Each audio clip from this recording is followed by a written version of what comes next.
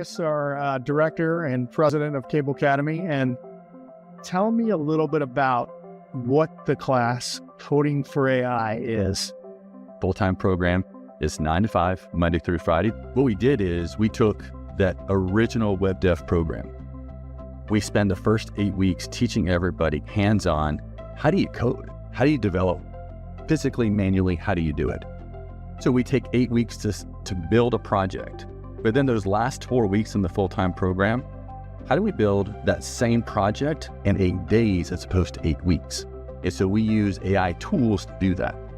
Can correct me if I'm wrong, but you still need to understand the fundamentals of coding and the principles of coding to be able to use AI correctly. Is that a fair statement? We believe so. We believe that gives anyone moving into the development world that edge. They know the core fundamentals of it. Just like the automotive industry, the mechanic still needs to know how the engine operates. Yeah. They still know how to work on it so they can run those diagnostics. Yeah. Very similar process for us. The AI just enhances their ability to do their job more efficiently.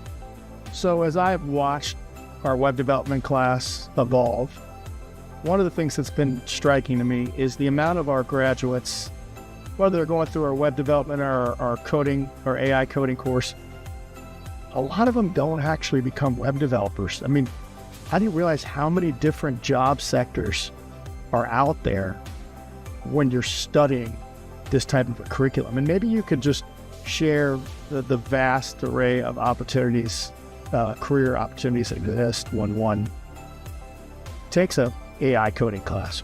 I put together a list of jobs that we're seeing our students get that are really not traditional development. Now they are there, but it's also other positions. So we're seeing our grads get AI software engineer positions at the entry level. We're seeing these AI support specialists, which we've never seen before, entry level.